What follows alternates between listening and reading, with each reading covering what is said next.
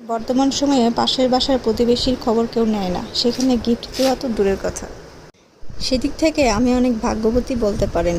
আমি একজন ভালো প্রতিবেশী পেয়েছি। আমার যমজ দুইটাকে নিয়ে সমস্যা হয়, ভাবি প্রতিদিনই একজনকে নিয়ে গিয়ে ঘন্টার পর ঘন্টা রেখে দেয়, যাতে আমার একটু সুবিধা হয়।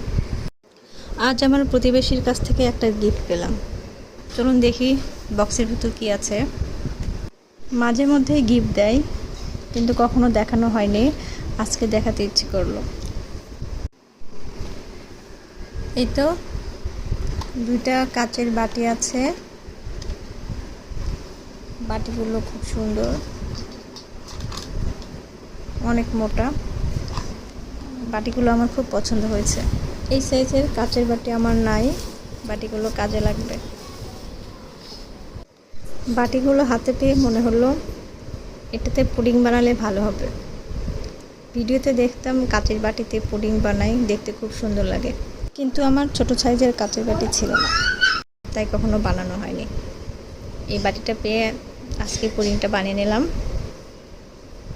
মাশাআল্লাহ ভালো হয়েছিল। প্রথমে ভয়ে ভয়ে ছিলাম গরমে আবার বাটি ফেটে যায় কিনা, কিন্তু না, ফাটেনি। এই তো আমার মেয়ের পছন্দের পুডিং বানিয়ে নিলাম। মেয়ে ডিম খেতে চায় না, এই জন্য পুডিং বানিয়ে দিলে ও ডিমটা খাওয়া হয়।